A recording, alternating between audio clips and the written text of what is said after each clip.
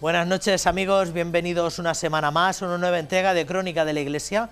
Pasen y tomen parte del repaso semanal que les ofrecemos cada 7 días en esta misma sintonía para que se asomen a la vida cotidiana de la Archidiócesis.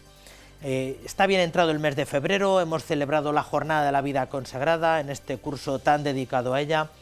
Hemos celebrado las jornadas de pastoral que han vuelto a ser un momento muy visible de la comunión diocesana, pero la Archidiócesis ha dado mucho más de sí a lo largo de estos días. Ya nos dirán si ha sido así. Comenzamos. Pues efectivamente, este fin de semana se han celebrado en el Salón de Actos de Infantes las 11º jornadas de pastoral, que según explicó don Francisco, han querido ser una manifestación de comunión con una amplia convocatoria de sacerdotes, consagrados y laicos para conocer y profundizar en las propuestas del curso pastoral. Fieles a los pronósticos, unas 500 personas han participado en esta jornada y media en la que se ha constatado la necesidad de contar con comunidades consagradas modelo de amor. A las 5:30 de la tarde han comenzado las jornadas de pastoral en la Archidiócesis de Toledo. Pueblo de Dios en camino ha sido el lema de este viernes, en el que se ha celebrado la mesa redonda sobre el papel de los jóvenes en la renovación de la Iglesia. En ella han intervenido el director de la Subcomisión de Infancia y Juventud de la Conferencia Episcopal Española, don Raúl Tinajero, el delegado diocesano de Adolescencia y Juventud, don Daniel Rodríguez de la Cruz, y el obispo auxiliar de Lisboa, monseñor Américo Manuel Alves, responsable de la próxima Jornada Mundial de la Juventud. No estamos aquí para hablar que en 2050, en 2200, en el año 2200, no interesa nada. Interesa hoy, 2023. Cuáles son los problemas, las preocupaciones de la vida de nuestros jóvenes y cómo Cristo vivo puede iluminar y puede hacer la diferencia en sus vidas. Todos los días. La parroquia de San Julián acogía después la celebración de la Santa Misa que ha presidido el obispo auxiliar de Toledo, don Francisco César García Magán, y la vigilia de oración en la que han participado las agustinas de la conversión. Las jornadas de pastoral que alcanzan la 11ª edición han comenzado con el saludo del señor arzobispo de Toledo. Nuestra pastoral, cualquiera que hagamos, los laicos, la vida consagrada, la pastoral de juventud, la vida de una diócesis, una parroquia, pues tiene que poner a Jesucristo en el centro. Decía Romano Guardini que lo esencial del cristianismo es Cristo. Cristo es el que nos revela el amor de Dios nuestro Padre y que nos da el Espíritu Santo para formar en nosotros los sentimientos del corazón de Jesús. Si el viernes era el turno de los jóvenes, con la mesa redonda sobre su papel en la renovación de la Iglesia, el sábado, con el lema del curso pastoral, era la vida consagrada la protagonista de las dos intervenciones que ofreció el cardenal Brad de Aviz. La primera de ellas sobre los desafíos y las esperanzas de la vida consagrada en la Iglesia. Las personas no vienen a la vida consagrada para seguir a nosotros, para seguir al Señor. Y tenemos que hacer ese cambio también en la formación. Hay escuelas de formación que están deformando, que están destruyendo las cosas más bonitas.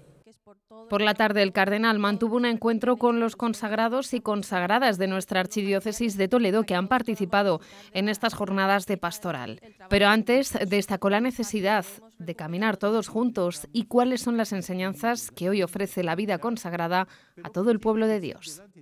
Unidad y diversidad son dos dimensiones de la vida, del amor en Dios y el hombre y la mujer. El otro es parte de mi identidad.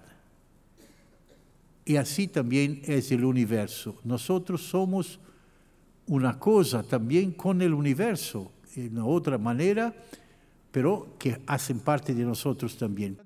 Canal Diocesano de Televisión les ofrecerá estas dos intervenciones del cardenal Joao Brad de Aviz y la mesa redonda sobre los jóvenes que presidió el obispo auxiliar de Lisboa, monseñor Américo Manuel Alves, el viernes por la tarde.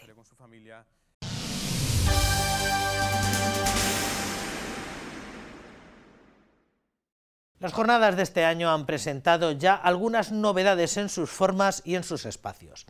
Para estas 11º hubo también momentos para el diálogo entre los participantes, propuesto en el espacio que vinieron en llamar Sinodalidad en Acción, con el fin de compartir lo vivido estos días, también se celebró el espacio La Alegría de Caminar Juntos, donde las diversas y diferentes realidades consagradas de la diócesis dieron a conocer sus carismas. Una oportunidad más de conocer y valorar la misión de todos ellos.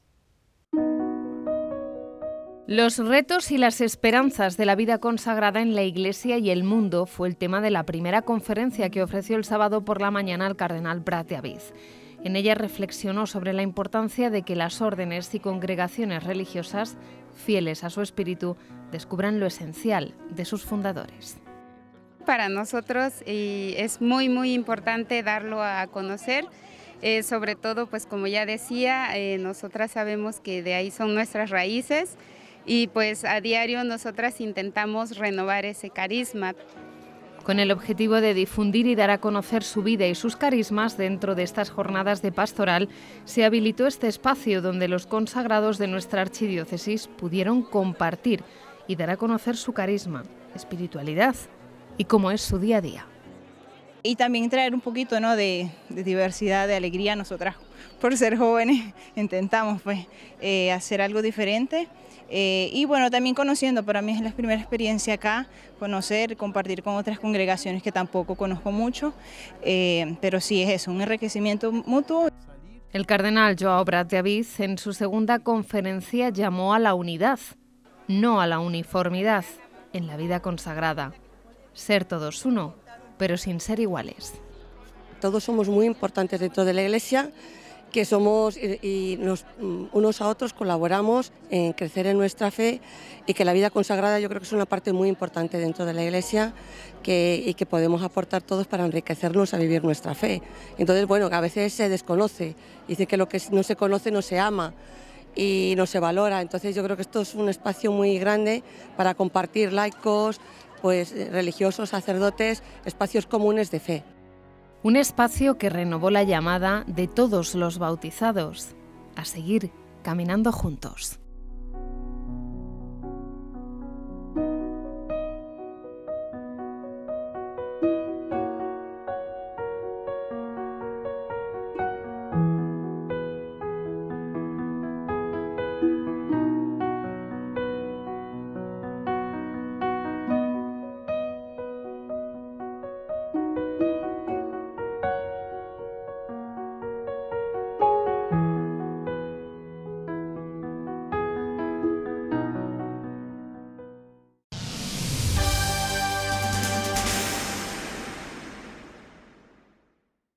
Y antes de todo lo que se vivió en el fin de semana, la archidiócesis celebró el Día de los Consagrados en el Monasterio de Santa Isabel el pasado 2 de febrero, fiesta de la presentación del Señor en el templo.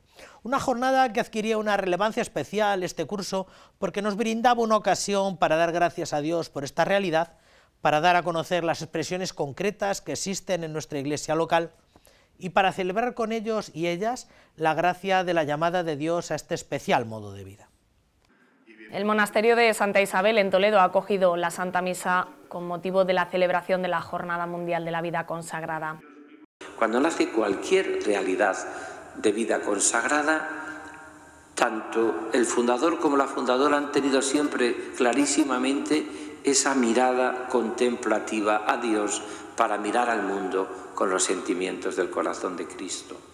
Es una mirada de amor la que se realiza con las entrañas de misericordia y para eso hay que, como decía Teresa de Jesús, mirar como Él te mira. El señor arzobispo de Toledo presidió la Eucaristía en la que participaron una importante representación de la vida consagrada de la archidiócesis. Don Francisco Cerro destacó la importancia en todas las comunidades religiosas de la dimensión contemplativa. Como no miremos, como no tengamos una dimensión contemplativa de profunda oración, de profundo encuentro con Jesucristo, probablemente poco a poco nos iremos desinflando y llegarán momentos en que no sabremos ni a qué norte vivir, ni en qué mirada poner nuestra vida, ni dónde poner y centrar nuestro corazón. La dimensión fraterna y ser clara expresión de servicio a los más pobres son dos de las claves fundamentales de la vida consagrada.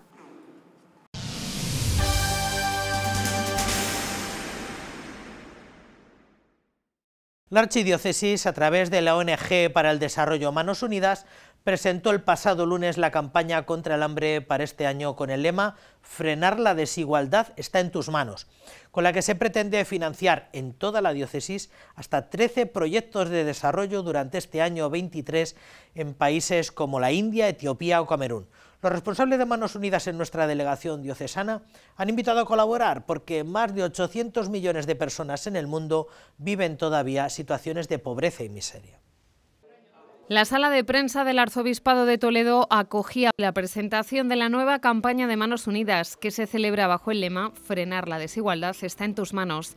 Desde la institución han agradecido la colaboración y el apoyo a las campañas anteriores, donde han podido recaudar un 28% más que en 2020, cuando se declaró la pandemia. Recaudamos 850.000 euros el año 2021, que fue un 28% más que en 2020, y nos recuperamos con creces con respecto a la campaña anterior a la pandemia de 2019. Entonces, pues muy contentos por la solidaridad de la diócesis. Donativos y compromiso que son más que necesarios hoy para poner freno a la desigualdad. Donativos que hacen posible los proyectos de Manos Unidas con el compromiso de misioneros y misioneras como la hermana Victoria, que llegó al Congo en 2009, cuando 9 de cada 10 niñas no iban a la escuela primaria. Estamos ahora en 2023 y desde hace 2 años el número de niñas y de niños en el instituto es el mismo. De hecho, hay una niña más. Esto es una maravilla. O sea, en lo que podríamos decir un marco de 12 años, 13 años, cuántas niñas pues, que pueden estudiar, que pueden ir a la escuela, que pueden tener una vida mejor. A partir del año 2023, Manos Unidas comienza un quinquenio en el que renovará su compromiso de seguir luchando por la dignidad de todas las personas y liberar a la humanidad de la pobreza, del hambre y la desigualdad. Una desigualdad que provoca que más de 800 millones de personas hoy pasen hambre. Cifras que son un pecado social, tal y como ha expresado esta mañana el obispo auxiliar de Toledo, don Francisco César García Magán. En 2023 que estamos, que haya ese porcentaje tan alto de personas en el mundo en esa situación extrema de pobreza, eso sí que es un escándalo y eso es un pecado social. Eso es un pecado social y es un escándalo. Eso sí que es un escándalo. La pobreza hoy y que haya personas hoy que mueran de hambre. 13 proyectos diferentes en la India, Oriente Medio y África han sido asignados a la Delegación Diocesana de Manos Unidas, que tiene 12 meses por delante para conseguir donativos y, lo que es más importante, sensibilizar en nuestras comunidades sobre las desigualdades e injusticias que sufren millones de personas en nuestro planeta.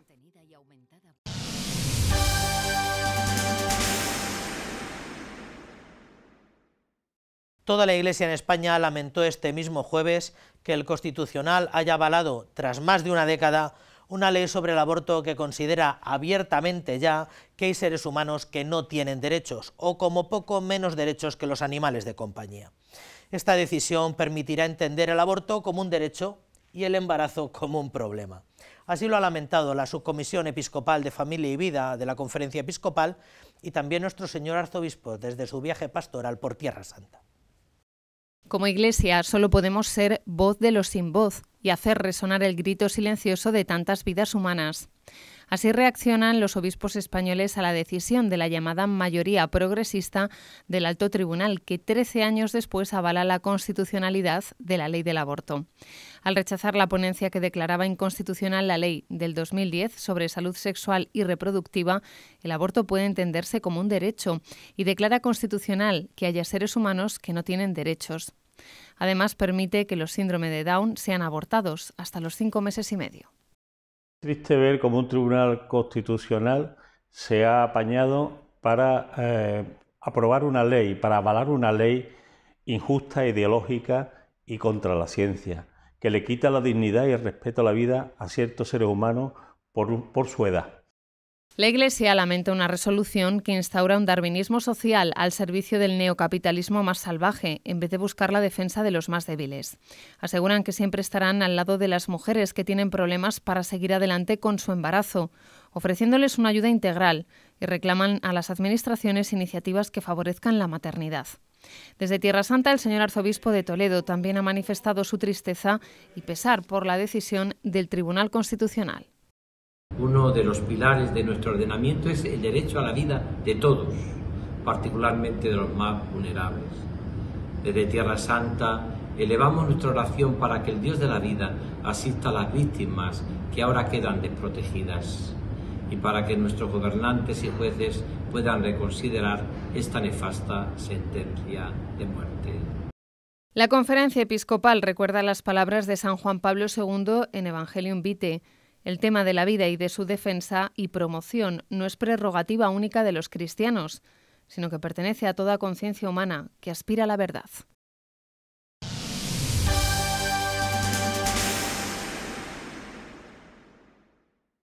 Todos los años, con el comienzo del mes de febrero, Manos Unidas vuelve a poner sobre la mesa, sobre el tapete, el tema del hambre en el mundo y nos presenta su campaña anual, no solamente en estos primeros aledaños de febrero, con motivo de su jornada del ayuno voluntarios. A lo largo de todo el año, Manos Unidas se dedica a sostener la sensibilidad y la cooperación con las necesidades de hombres y mujeres en el mundo entero, pero especialmente ahora. Y Manos Unidas de aquí, la delegación de Toledo, pues tiene siempre el buen gusto de invitar a alguien que le ponga rostro y que le ponga voz a esta sensibilidad que tenemos que tener los cristianos por las necesidades y sobre todo por el hambre, que todavía sigue campando en todos los países. Este año han tenido a bien invitar a la hermana Victoria Braqueais, que nos acompaña esta noche. Hermana Victoria, buenas noches. Hola, buenas noches. Muchísimas gracias por haber hecho un hueco y haber... No, gracias a ustedes por invitarme y por este rato de poder compartir y a todos los oyentes, los que nos están siguiendo. Muy bien. ¿Es la primera vez que visitaba Toledo? No, había venido hace muchos años, siendo todavía escolar, y ahora hacía mucho tiempo que no venía, pero no es la primera vez, no. Muy bien. Hermana Victoria Braqueais, con esa natural de... Mallorca. Mallorquina. Palma de Mallorca, sí. Mallorquina. ¿Que pertenece a qué congregación con la que no estamos demasiado familiarizados por aquí? La Congregación Pureza de María, de origen mallorquín, fundada en 1870. ¿Ah, sí? Sí. Fundadora Alberta Jiménez Adrover. Sí. Sí. ¿Y más o menos cómo definiría usted el carisma?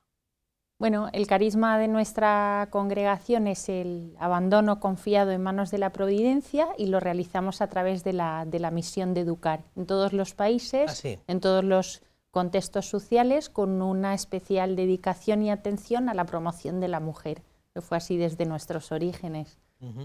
¿Y aquí en España están implantados? ¿Tienen cierta implantación aquí en España? Sí, en España estamos en Mallorca, en Canarias, en Madrid, en Granada, en Valencia, en Bilbao, y estamos también en Europa, estamos en Italia, y luego en América estamos en Nicaragua, en Venezuela, en Panamá, en Colombia, y en África, en la República Democrática del Congo y en Camerún. Bueno, ¿cómo la joven Victoria Braqueais se siente llamada a la consagración? ¿Qué fue primero? ¿La sensibilidad por las necesidades de niños y de mujeres en el mundo o la atracción por la consagración, por dedicar la vida entera? ¿Qué fue primero? Bueno, es difícil, yo creo que en mi caso, separar las cosas. Yo digo que las vocaciones, como son lo que son como las historias de amor, que son distintas unas de otras y no se puede estandarizar. En mi caso, las dos cosas crecieron juntas. Quizá el deseo de consagrarme a Dios, la llamada esa profunda a pertenecerle a Él con exclusividad es anterior, pero casi crecieron juntos. Yo recuerdo que a mi casa llegaba la revista de Mundo Negro de los misioneros combonianos y yo me encontré, lo cuento siempre, pero es que es verdad, es que a mí me marcó, con una frase que yo creía que era de Daniel Comboni, después dicen que no lo era, pero da igual. La cuestión es que la frase decía: como el humo tiende a subir, como el agua tiende a bajar, así surgió mi vocación misionera. Yo tenía 12 o 13 años y cuando lo leí dije, anda, pero si esto es lo que me pasa a mí. O sea, creció conmigo, pero de algún modo, quizás porque sí sentía muy fuerte el deseo de la consagración a Dios, no sabía muy bien entonces en qué instituto o en qué congregación, pero ya tenía esa inclinación también pues por ayudar, por la misión, por compartir la fe con otros pueblos, con otras culturas. A mis 14 años escribí a los Reyes Magos pidiendo un diccionario de suajili. que no me trajeron sus majestades, pero bueno. Porque ya quería... Entonces, algo había ya, algo había. Ir preparando el terreno para viajar a Centroáfrica.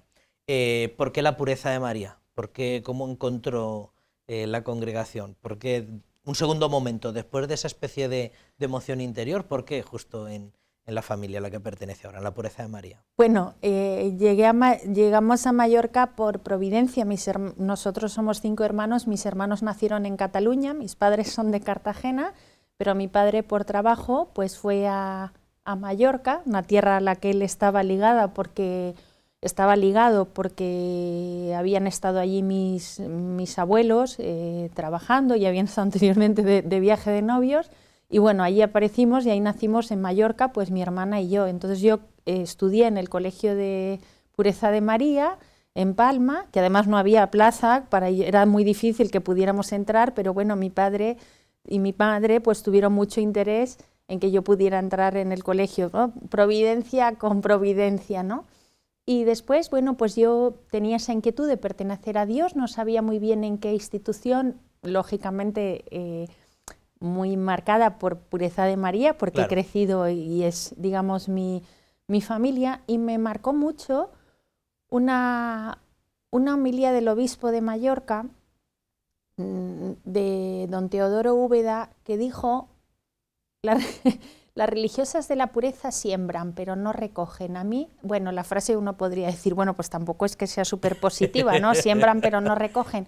Pero entonces me encantó, o sea, de pronto como que se me iluminó el carisma de que las personas puedan crecer y salir adelante por sí mismas, ¿no? Y ser, quizás no lo podía formular entonces con estas palabras, pero un desarrollo que desde el crecimiento integral de la persona la pone de pie y le hace protagonista de su futuro, y esto me fascinó. ¿Cuándo se consagra? Yo hice los primeros votos el 26 de abril de 1997. ¿Y cómo lo vivió la familia? ¿Cómo recuerda la familia vivir todo esto, ir viviendo poco a poco pues su especial inclinación a la consagración y finalmente... Bueno, esto va a ser divertido porque mis padres nos están viendo seguro, sí. Pero bueno, a mi madre le costó más, yo soy la pequeña, sí. Lo cual... Bueno, le costó más, creo que no es fácil, creo que es una gran generosidad por parte de los padres, y al mismo tiempo, pues bueno, yo he crecido en una familia cristiana, pero sí que les costó un poco, pero también me animaron, y desde luego gran parte de lo que soy, de lo que tengo y de lo que por la gracia de Dios he podido también realizar en mi vida, y concretamente como misionera, se lo debo a ellos. Muy bien, pues se incorpora al Instituto La Pureza de María. ¿Y cuándo llega a África por primera vez? ¿Fue inmediato? Me imagino que hubo algún periodo de preparación.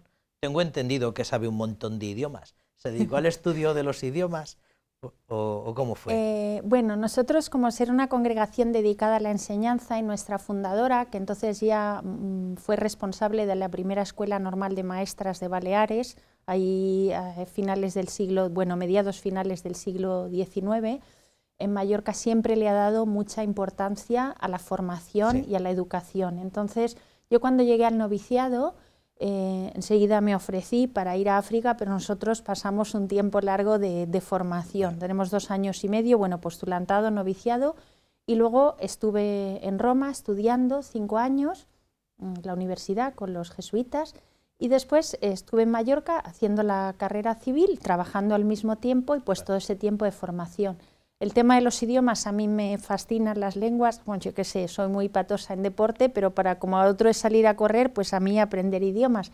En mi casa se cultivó mucho, es una cosa que mis padres se preocuparon mucho, y bueno, pues he ido aprendiendo pues por necesidad y claro, sobre todo por pasión. Me fascinan las lenguas, la que sea. Y además para desenvolverse en África me da la impresión que por lo menos hay que saber francés por la francofonía, ¿no? Inglés por lo menos. ¿Ha aprendido Swahili? ¿Se maneja bien en algún idioma autóctono? Bueno, conozco Swahili porque he vivido 10 años en un poblado en Kansense, al sur de la República Democrática del Congo. La inmensa mayoría de la población en el poblado, porque el Congo es un país muy grande y no se puede generalizar, es el segundo país más grande de África. Mucha gente es analfabeta, entonces la única manera que tenía de comunicarme. Pero más allá, creo que conocer una lengua es muy importante para entender el corazón de un pueblo, su cosmovisión, su visión pues, de las cosas. De ahí me vino después la fascinación por las lenguas semíticas, porque me fascinaba conocer pues, la lengua de Jesús, o sea, el arameo, que es la lengua materna de Jesús, que aprendí gracias a un amigo musulmán. O sea que bueno. Es verdad, también teníamos constancia de su conocimiento en el arameo. Entonces, después de este proceso de formación, para un poco asentar los cimientos de lo que será su vida, marcha al Congo, es destinada al Congo. Sí, llegué el 1 de octubre, nuestra patrona de las misiones del 2009.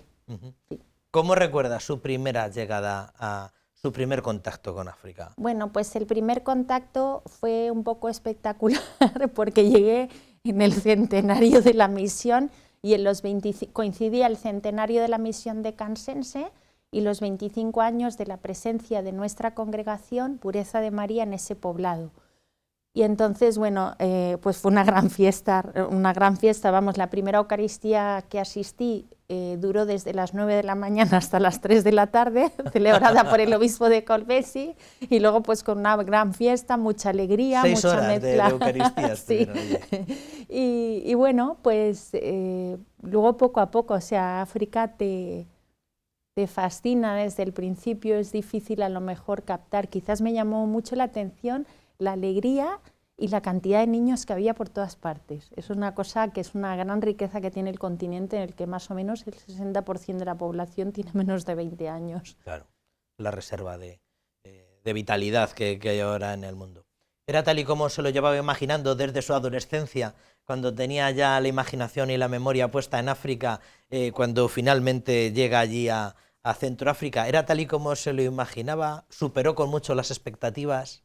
Bueno, como dice el Papa Francisco, la realidad es superior a la idea, ¿no? Claro. Uno de sus 4 principios programáticos del pontificado, la realidad o la realidad supera la ficción, ¿no? Claro. Que decimos más así de a pie. En algunas cosas sí, porque yo me había preparado, pues había ya querido conocer un poco pues del país, de las costumbres, hay cosas que sí te puedes imaginar un poco y eso ayuda, pero luego el contacto con una cultura tan distinta, con otra manera de expresarse, de sentir, de hacer, pues fue de sorpresa en sorpresa. De los primeros años, luego ya dejé de hacerlo, tenía un diario bastante exhaustivo, que lo hacía en el ordenador y con muchas fotografías y tal, y ahora cuando alguna vez lo releo era pues como una continua sorpresa. De todas maneras es bueno, primero en el Congo y luego en Camerún, que son 2 países muy distintos, no ha dejado de sorprenderme y de fascinarme. Y luego me fascina África absolutamente, es una cosa, digo, como un imán. Sí. Ha dedicado más de una década de su vida. Del Congo al final son 10 años del tirón en el Congo. 10 años del tirón en el mismo poblado. Hice algún movimiento a otros poblados, otra ciudad por tema de proyectos, pero estuve siempre en el mismo sitio viviendo, lo cual me dio un conocimiento menos quizás, a ver, no puedo explicar la realidad del país, pero profundo, porque yo dije, los niños que hemos visto nacer en el hospital los dejé en secundaria. Ah, claro. Entonces fue siempre la misma fundación, en el mismo poblado, en su misma tarea. Siempre fue, ¿qué tarea era más o menos? Yo era la directora del Instituto Usima. Bueno, el primer año no, el primer año pues fue de conocer, me incorporé al colegio, pero pues como una profesora, y luego ya a partir del segundo año, del 2010, pues llevé la dirección del instituto, que bueno, fue un cambio grande porque pasó de tener unos 200 y pico alumnos, yo lo dejé con más o menos 500 alumnos y con 2 secciones, una pedagógica que ya existía, porque nosotros íbamos allí desde 1984, y una de comercial e informática. Y luego pues otros proyectos que hicimos, aparte de abastecimiento de agua, de energías, el Centro de Alfabetización de la Mujer Rural, que es un proyecto muy bonito. Todo ese diario primero de su primer contacto africano, ¿ha pensado en publicarlo? ¿Se le ha pasado por la cabeza? ¿Es publicable? No, no se me ha pasado por la cabeza, ha pasado por la cabeza de otros, pero por la mía, que es la que tiene los derechos de autor, no. Con su cada vez mayor relevancia en... Bueno, después una cosa que al final descubres es que conforme vas conociendo más el país, creo que como sucede con las personas, hay un momento que yo no dejé de escribir totalmente, me gusta mucho escribir, pero te das cuenta de que entras en tierra sagrada, es la intimidad de un pueblo y hay cosas que ya no puedes contar. Entonces las vives, las sientes, pero digamos como ese pudor, esa reverencia, ¿no? Por la intimidad del otro, ¿no? Hombre, sin duda, habría mucho que... Los diarios personales después hay que pelarlos mucho, cocinarlos bastante. Pero ya le digo que no le faltaría editorial, con su cada vez más relevante presencia en la comunicación, no sería raro que alguien se lo sugiriera. Y después de una década en el Congo, 3 años en Camerún. 3 años fascinantes. Camerún me encantó. Dice que muy distinto al Congo. A nosotros nos da la impresión que todo el Sahel y toda esa parte de Centroáfrica, que es todo igual, pero dice que son distintos. Bueno, es como ahora, hace un ratillo estábamos conversando, todo es parecido en África, digo, a ver, más o menos en qué se parecen un español a un sueco, ¿no? Claro. Es decir, son países, África son 55 países muy diferentes entre sí. Es verdad que yo encontré que, bueno, Camerún tiene 8 provincias francófonas y 2 anglófonas. Yo estaba en una de las provincias francófonas, en la provincia del sur, y luego pues vivido con gente de raza negra, ¿no?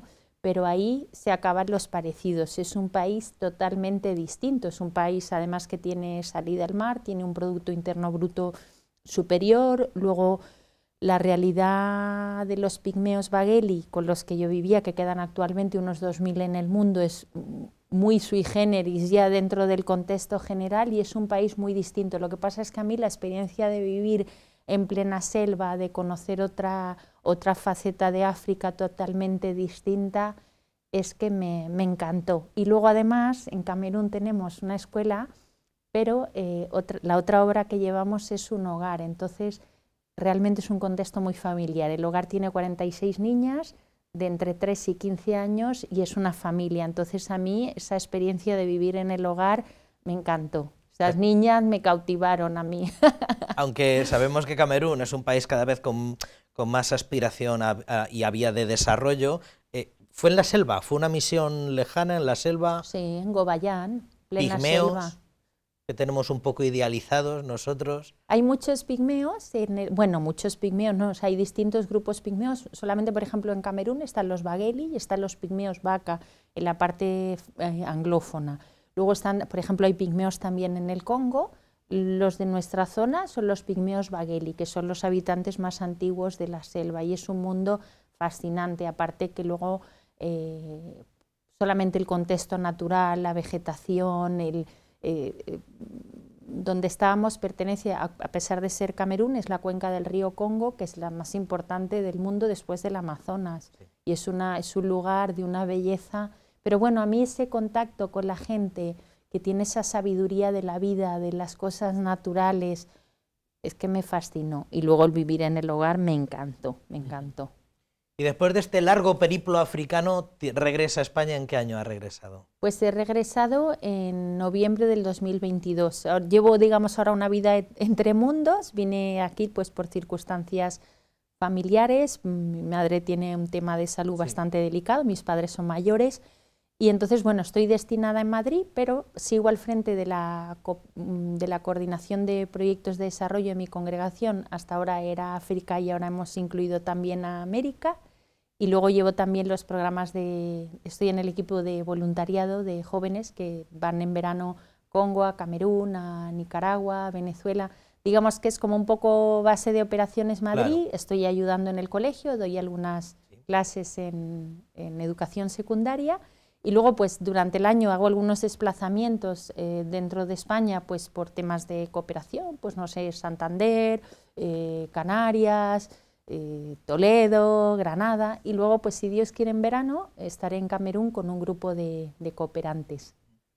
¿Desde cuándo viene aquí a visitarnos de Manos Unidas? ¿Desde cuándo conoce Manos Unidas? ¿Qué recuerdos tiene de sus primeros recuerdos de Manos Unidas? Mis primeros recuerdos es de conocer Manos Unidas en el cole, de tipo vender camisetas o comprarlas primero, las pegatinas, las huchas, todas esas cosas. Después de profesora, porque yo antes de marchar a África fui profesora, era siempre tutora de cuarto de ESO de diversificación curricular y después coordinadora de ciclo en un colegio grande en Palma. Pues también de sensibilizar a los alumnos en todo el tema de la cooperación al desarrollo, principalmente con Manos Unidas. Y después ya, pues con Manos Unidas hemos hecho muchos proyectos de desarrollo en el Congo y en Camerún, proyectos educativos, de equipamiento de hospitales, de abastecimiento de agua, de energía solar, una maravilla. Sí. Y luego pues también he colaborado con Manos Unidas en campañas de, bueno, tanto a nivel de delegaciones, como es el caso ahora aquí en Toledo, como en el 2016 en la campaña a nivel nacional y en el 2017 como representante de Manos Unidas en el encuentro de la Organización Mundial de Organizaciones Femeninas Católicas. Que sigamos muy vinculados y soñando cosas pues con Manos Unidas. O sea, que ha tenido proyectos en el lugar, sobre el terreno. A menudo han venido pues gente desplazada por Manos Unidas, gente para generar sensibilización, y nos hablaban de la exigencia que existe en esto de los proyectos. Lejos de todavía un poco el prejuicio que queda de, bueno, uno da aquí dinero y no se sabe muy bien esto, nos fiamos de su buena voluntad. Efectivamente los proyectos van muy supervisados y hay cierta exigencia técnica en todo lo que se hace. No es que haya cierta exigencia, es que hay mucha exigencia. Los proyectos se supervisan de principio a fin. Un ejemplo, vamos, que yo diría que es como paradigmático, es el proyecto hicimos un proyecto integral de abastecimiento de agua que lo hicimos con Manos Unidas, Canal Isabel II de Madrid y después distintas instituciones, pero ese proyecto duró 4 años. Los 2 primeros fueron dedicados al estudio. Manos Unidas Manos Unidas ha ido al poblado de Cansense, que vamos, la gente ya les conoce y todo.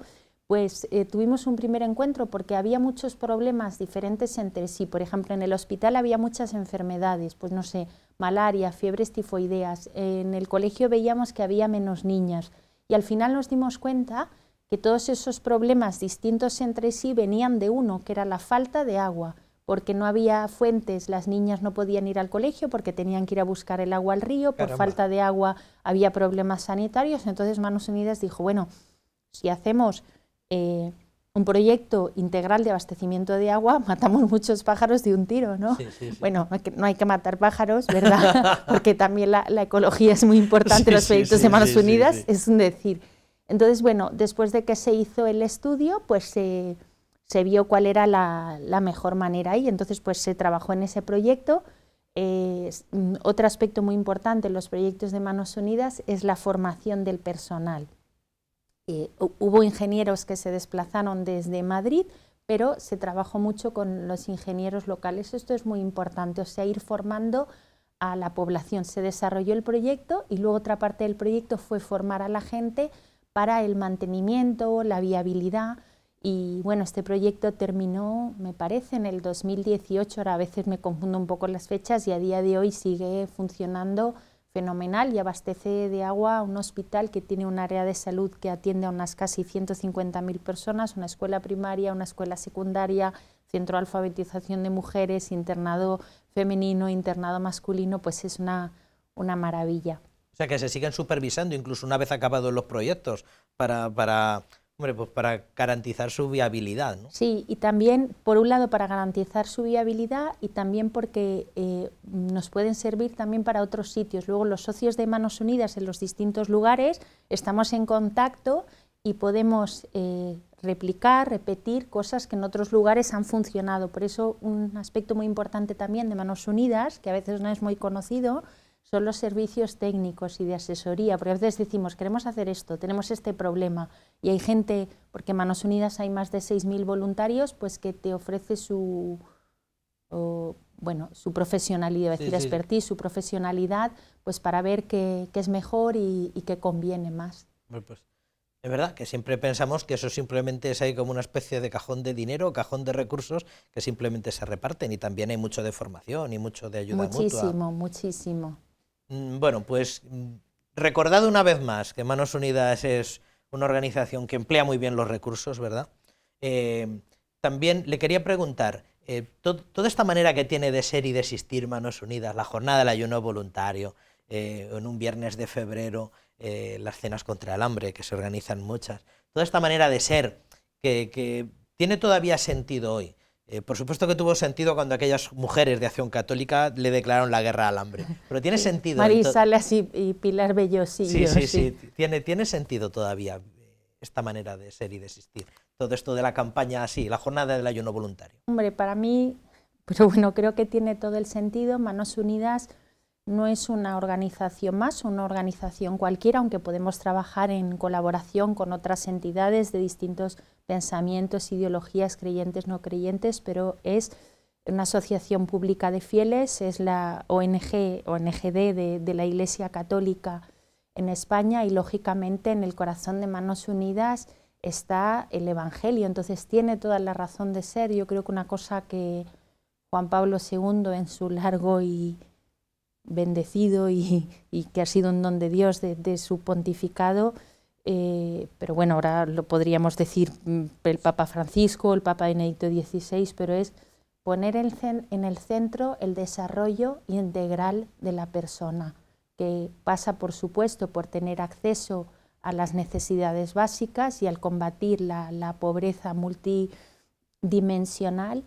pero que en el fondo busca un desarrollo completo. Entonces nosotros sabemos que la imagen más completa y más profunda y el sentido más profundo que se puede encontrar una persona es la persona de Jesús. Es decir, solamente a la luz de Jesús se comprende verdaderamente lo que nosotros somos. Esto no quiere decir que las obras que apoya Manos Unidas estén solo dirigidas a católicos, no. Por ejemplo, en el instituto de 500 alumnos hay alumnos de 27 confesiones distintas.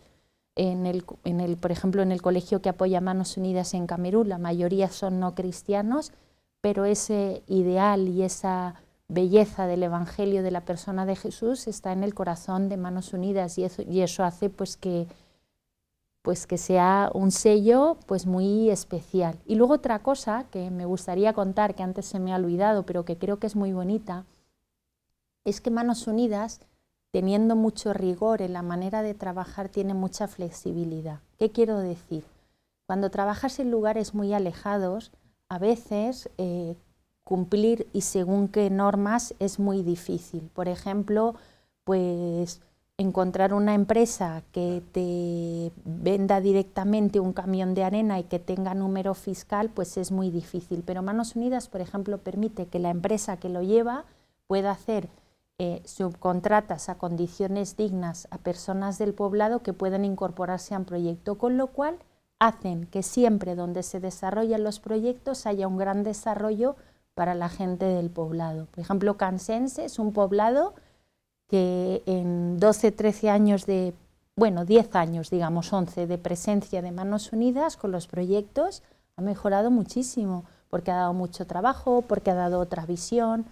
Entonces, bueno, esto también es bonito, y esto es el corazón del Evangelio, ¿no? Sí. Esto también forma parte de dignificar claro, las relaciones laborales, las relaciones humanas y todo lo demás. Muy bien, hermana Victoria. No tiene ningún plan en cabeza, está muy ligada a Madrid por razones familiares, como nos ha dicho. De momento no hay ningún plan a la vista de regresar a África o de buscar otros sitios, tal vez Sudamérica. No ha valorado nada de eso. Bueno, yo estoy en una congregación que mi vida está pues como consagrada, pues tengo entre otros votos el voto de obediencia, y estoy pues ahí en disponibilidad donde el Señor quiera. Lógicamente llevo África en el corazón. Estoy encantada de estar en Madrid, pero estoy encantadísima de volver este verano a Camerún por proyectos. Sigo muy en contacto con África, y bueno, tenemos algún sueño por ahí que se está cuajando. De momento lo dejo en suspense y a lo mejor habrá otro capítulo aquí.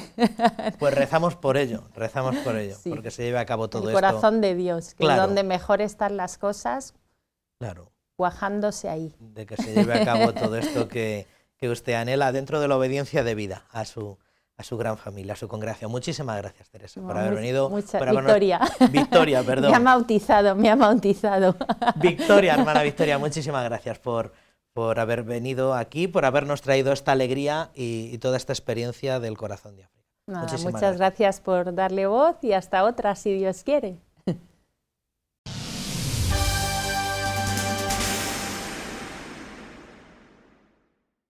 Y la preocupación de esta semana también ha estado centrada en el dramático seísmo que ha afectado seriamente la frontera entre el sureste de Turquía y el norte de Siria.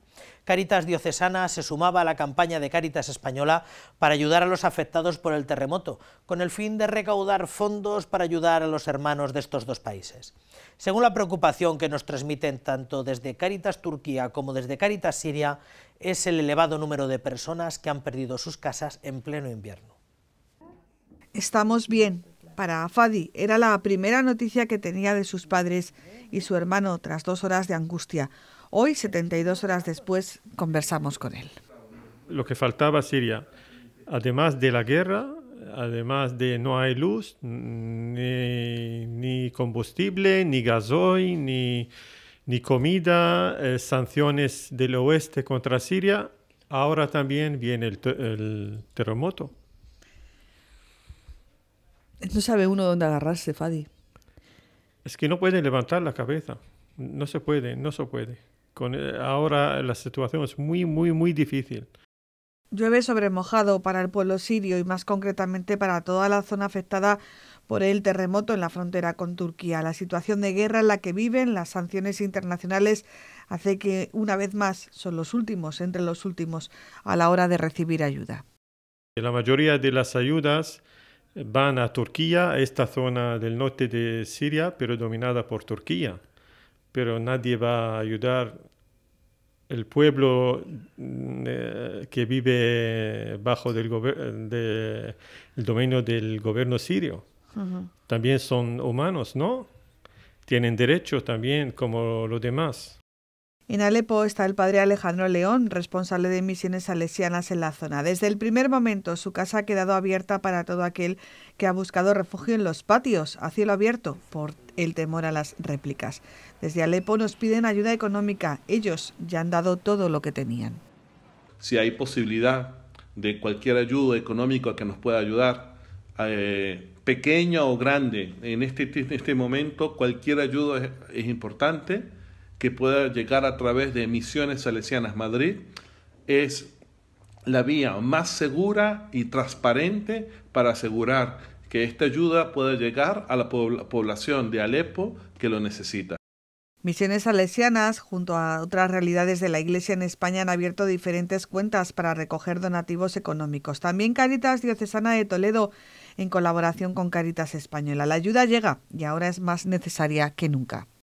Cáritas Toledo también ha lanzado una campaña de emergencia con una cuenta bancaria si los españoles pueden ayudar a sus hermanos en Siria, también pueden comunicar con nosotros podemos encontrar alguna manera para que lleguen esta ayuda a la gente en Siria. Sí. Cáritas Española ha enviado ya una primera partida de emergencia de 200.000 euros y se espera que en los próximos días pueda hacer llegar más partidas económicas y diverso material humanitario.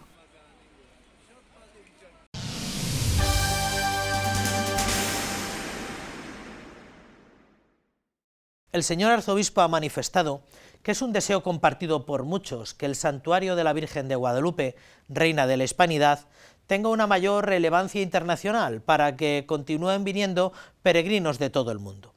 De ahí la iniciativa de hermanar el santuario de la Morenita de las Villuercas con otros santuarios marianos relevantes de España y del mundo entero. El primero de estos hermanamientos será con el santuario de la Guadalupana, la Virgen de Guadalupe de México, y se rubricará el próximo lunes 13 de febrero. El señor arzobispo de Toledo, don Francisco Cerro Chávez, en una carta dirigida al nuncio apostólico en España, ha explicado que el hermanamiento de la Virgen Morenita de las Villuercas con el santuario de Nuestra Señora de Guadalupe en México es uno de los frutos del año jubilar guadalupense, que se clausuró el pasado año. un proyecto en el que ya se estaba trabajando y que se consolidará el lunes 13 de febrero. Con la sorpresa de que esto ya se llevaba trabajando, nos comentaba el guardián, años, quizás 30 o 40 años, se estaba intentando hermanar, pero no había salido. Y sin embargo, gracias a Dios, por las circunstancias ahora, tenemos también sacerdotes nuestros que están trabajando en México, pues se ha podido dar este hermanamiento. Don Francisco Cerro Chávez admite que se trata del primero de los hermanamientos y que uno de los objetivos es conseguir que este santuario de la patrona de Extremadura y reina de la Hispanidad tenga una mayor relevancia internacional. Queremos empezar una etapa de hermanamientos y el primero que nos ha aparecido es con la Virgen de Guadalupe, la guadalupana de Guadalupe y la guadalupense, que es como le llamamos a la de la Archidiócesis de Toledo, pero que está en provincia de Cáceres y que es, como sabéis, como sabemos todos, patrona de Extremadura y reina de la Hispanidad, ¿no? El hermanamiento con el santuario mexicano contará con la presencia del nuncio apostólico en España, Monseñor Bernardito Auza, quien presidirá las celebraciones del primer día del Triduo, el sábado 11 de febrero a las 7 de la tarde, con la participación musical de los seises de la Catedral Primada. Y el domingo día 12 de febrero, segundo día del Triduo, el cardenal don Carlos Aguiar, arzobispo de México, presidirá la Santa Misa a las 12 del mediodía en la Basílica del Real Monasterio de Guadalupe. Llevará consigo unos pequeños compromisos, por ejemplo, celebrar mucho las fiestas de Guadalupe allí en México y la de aquí.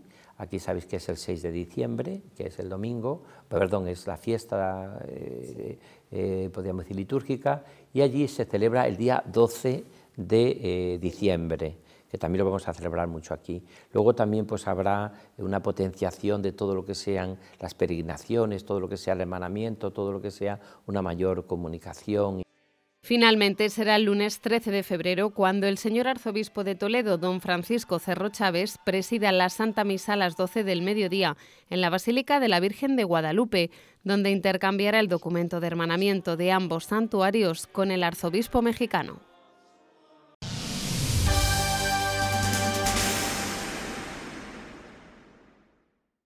El 8 de febrero, precisamente porque es el día en el que la Iglesia hace memoria de Santa Josefina Baquita, celebramos la Jornada Mundial de Oración contra la Trata. Va ya para 8 años que nuestra Cáritas diocesana inició el proyecto Santa Marta, para acompañar y ayudar a mujeres que ejercen la prostitución a salir de esta situación.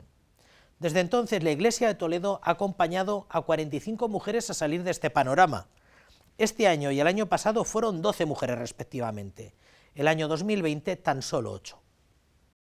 En 2015 surge el proyecto Santa Marta de la mano de Cáritas Diocesana de Toledo, una iniciativa para acompañar y ayudar a mujeres que ejercen la prostitución a salir de esta situación.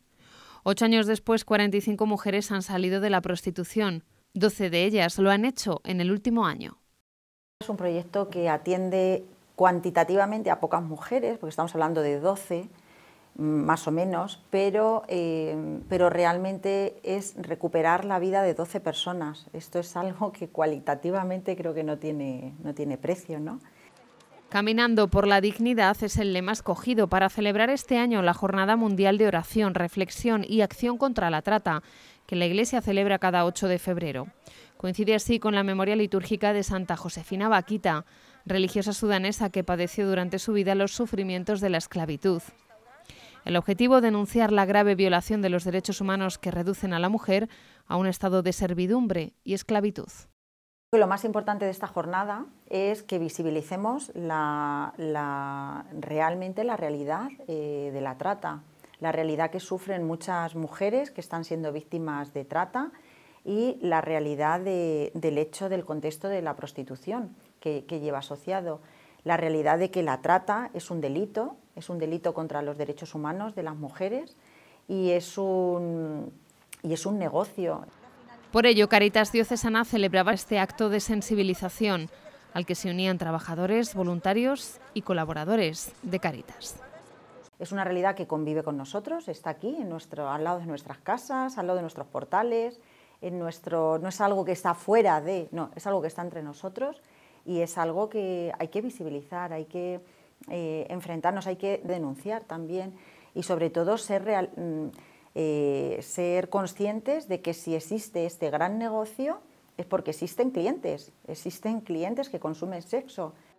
Desde el proyecto Santa Marta, los técnicos de Cáritas Diocesana ofrecen un acompañamiento integral a las mujeres, con formación y acceso a los itinerarios de empleo que gestionan desde la entidad. El acto ha concluido con una vigilia de oración que ha presidido el delegado episcopal, don José Luis Martín Fernández Marcote.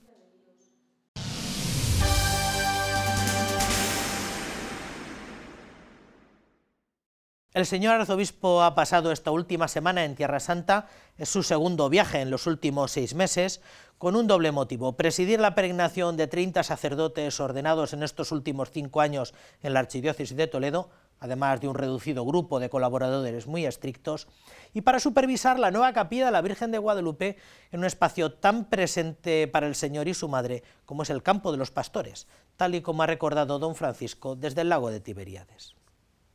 Son imágenes de la peregrinación a Tierra Santa que se celebra estos días con aquellos sacerdotes de la archidiócesis que han sido ordenados los últimos 5 años. Celebran aquí sus quinquenales, días de encuentro y oración en un sitio tan especial como Tierra Santa. Lo propusimos a una agencia de viajes que trabaja bastante con bastantes sacerdotes de la diócesis. Nos ha abaratado bastante el precio, lo cual ha hecho que la posibilidad de muchos sacerdotes puedan venir, y es bueno, pues tener esos segundos quinquenales en la tierra de Jesús. Una peregrinación organizada por la Vicaría para el Clero en coordinación con la Delegación de Turismo y Peregrinaciones de la Archidiócesis de Toledo. Una oportunidad única y para muchos la primera de visitar el Quinto Evangelio. Es encauzar a los sacerdotes jóvenes también para que ellos lleven a mucha gente, ¿no? Los sacerdotes jóvenes les queda mucha vida por delante y que ellos lleven peregrinos. Hace falta llenar Tierra Santa de peregrinos cristianos. El señor arzobispo de Toledo acompaña a estos 30 jóvenes sacerdotes que comenzaron su peregrinación en Nazaret y Belén. Han pasado por Galilea y así hasta llegar a Jerusalén. En el Campo de los Pastores han podido visitar las obras de la que será la capilla dedicada a la Virgen de Guadalupe, fruto del último jubileo que celebramos en la Archidiócesis de Toledo. Para conmemorar y que tantos y tantos peregrinos de toda España y de todo el mundo que tienen devoción a la Virgen de Guadalupe de Extremadura, la Virgen de Guadalupe, patrona de Extremadura y también reina de la Hispanidad, que tuviesen también una capilla donde poder verdaderamente vivir esa devoción. La peregrinación finaliza este domingo 12 de febrero y el lunes 13 se celebrará en Guadalupe el hermanamiento de la Virgen Guadalupana de México con la guadalupense, patrona de Extremadura y reina de la Hispanidad. Ese día el señor arzobispo de Toledo presidirá a las 12 del mediodía la Santa Misa, donde intercambiará el documento de hermanamiento de ambos santuarios con el arzobispo mexicano.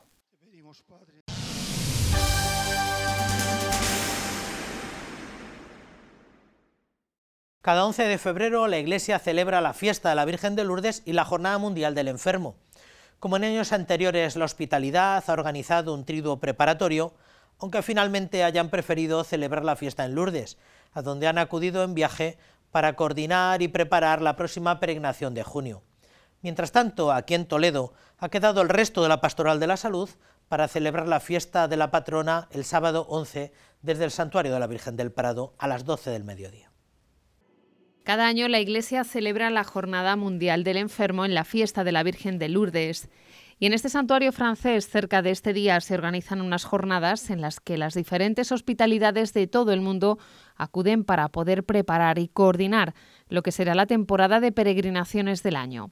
Unas jornadas en las que participará el equipo directivo de la hospitalidad de nuestra archidiócesis. Empezamos el jueves por la mañana.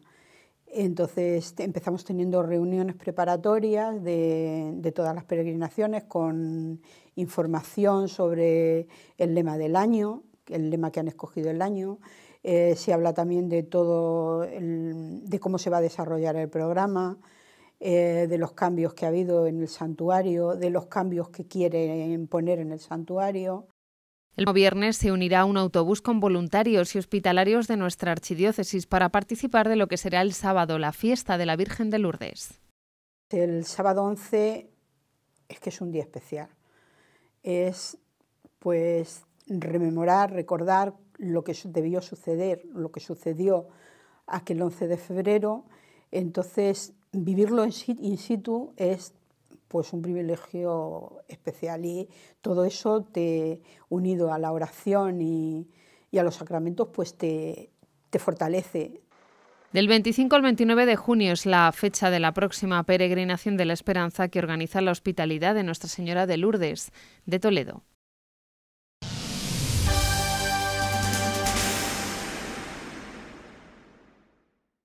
Les brindamos además en este bloque al menos un puñado de informaciones más breves, no necesariamente menos importantes, con algunos temas que se nos habían quedado en el tintero. Por una parte, la Catedral de Toledo abre sus puertas para visitas guiadas nocturnas en grupos reducidos. Además, la organización en Toledo de 40 días por la vida nos convoca a un ciclo con 3 sesiones en defensa de la vida. Finalmente, el delegado de Pastoral de la Salud nos convoca a celebrar la Jornada del Enfermo desde el Prado en Talavera de la Reina. La Catedral Primada se podrá visitar por la noche. Será a partir del próximo día 17 de febrero, con guías oficiales y en grupos reducidos. El Cabildo Primado ha decidido ampliar así su oferta cultural, abriendo el templo a las visitas guiadas nocturnas, que permitirán conocer la historia y el legado de la Catedral de Toledo. Los visitantes podrán contemplar el interior de la SEO Primada en el silencio de la noche, con una iluminación especial y accediendo a algunos espacios que normalmente permanecen cerrados, haciendo de la visita una experiencia única. Toda la información, las reservas y los horarios se pueden consultar en la web www.visitanocturnacatedraltoledo.com.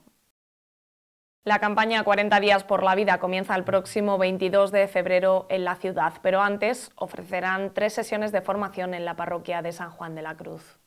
Este año, entre el trabajo de todos, hemos conseguido llevar a cabo una acción formativa, ya no solamente lo que es la campaña de oración y ayuno de 40 días, ¿no?, por la vida, sino complementar ese periodo de 40 días con una formación previa que nos parece básico y esencial en los días que corren.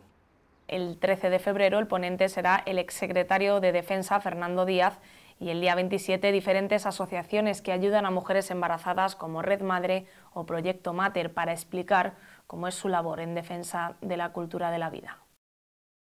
La Iglesia celebra este sábado la Jornada Mundial del Enfermo. Bajo el lema «Déjate cautivar por su rostro desgastado», este año ponen el foco en el cuidado a los mayores. Se nos invita con este lema a ver la belleza, ¿no?, de esa persona mayor o esa persona enferma para, como nos dice también el Papa en su mensaje con motivo de la Jornada del Enfermo, cuidar, ¿no?, cuidar a la persona mayor, cuidar a la persona enferma, que en realidad es lo que la Iglesia nos llama y nos invita a todos en esta Jornada del Enfermo. La Basílica Nuestra Señora del Prado acogerá el sábado a las 12 del mediodía la Santa Misa, que presidirá el provicario general de la Archidiócesis, don Raúl Muelas. Durante la celebración litúrgica se administrará la unción a los enfermos.